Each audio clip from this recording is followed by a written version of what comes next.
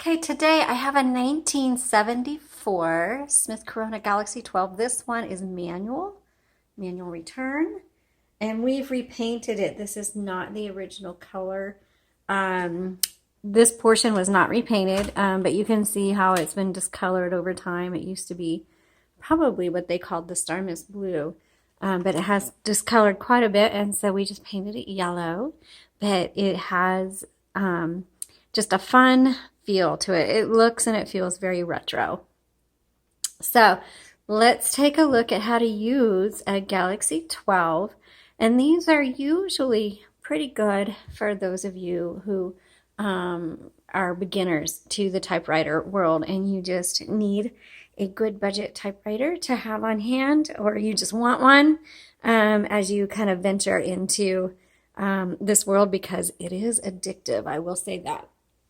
Okay, so right here is your paper holder, and that just keeps the paper from flopping over. This is a 12-inch carriage, so that's good for crafts, or if you want, there's a lot of people getting into typewriter art, and so they want to put the paper in different directions. So the 12-inch carriage is good for something like that. Or if you're in office and you have larger forms, then the 12-inch carriage comes in handy. Now to release the carriage, there's handles on each side, and you just pull them in. And you can hear a strong bell on that one. Right here is the paper release. So it releases the tension on this bar so that you can adjust the paper in case it's crooked. On the other side, when you hit the return handle and it takes you back to the front, then it'll advance you either 1, 2, or 3 lines, depending on how you have that set. Margins are right here. Okay. Oops. And it looks like that's as far in as that margin goes, and then this margin will go in further. Paper guide, so you can help thread your paper in properly. And then also, right here, when you turn the handle, you can hear the click. It clicks every half line. If you need to adjust, maybe it's off just a little bit, there's a little lever down at the bottom right here, and I just turn that, and that frees your roller so you can line things up a little bit better. And then just make sure you re-engage that before you start typing again. Okay, let's move that all the way to the left. Open the top, you'll see there's a universal ribbon in it. All of our typewriters have brand new ribbons. When you do replace it, make sure black is on the top and red is on the bottom. The universal ribbon is easy to find and replace. We carry them on our website, our Etsy shop, and our Facebook page. Make sure you thread them through the guide wires on each side, and then here in the middle. We do take up close photos for you to see, and then we also have a video for you to watch to help you rethread your ribbon. So also, when you get to the end of the ribbon spool, does not mean it's the end of your ink. You just reverse the direction of this ribbon with this lever right here.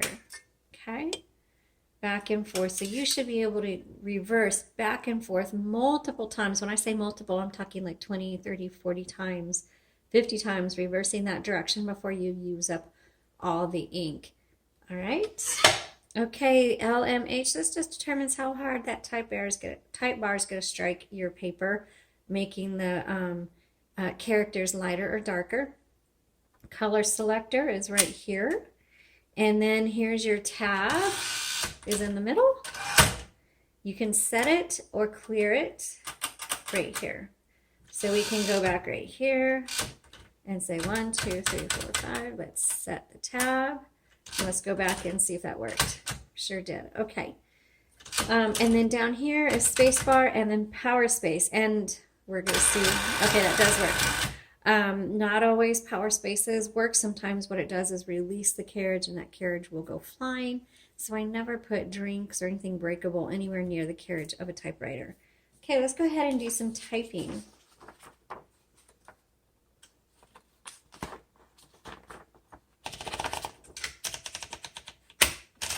Okay, and I always like to make sure it's nice and even, which it is. And let's go back over here. So this was in 1974. Oops. 70 backspace 4. Galaxie 12. Okay. And then let's just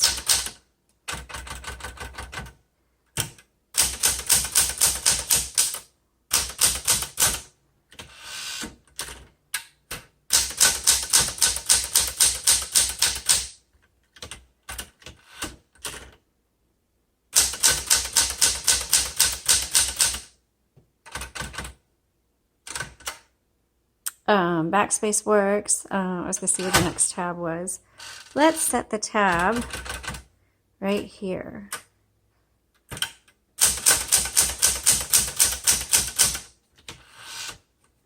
Okay, so, and this happens every once in a while. I notice on this one that this will type for a little bit and then it will, oops, not backspace, I want tab.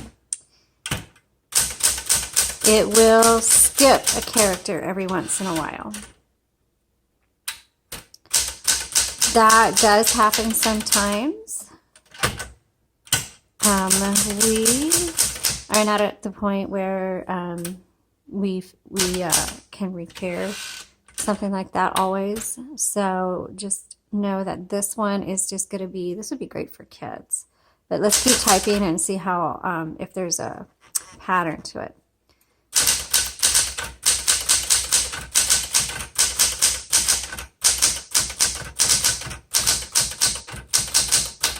Actually, once I start typing, it feels pretty good once I start typing actual sentences.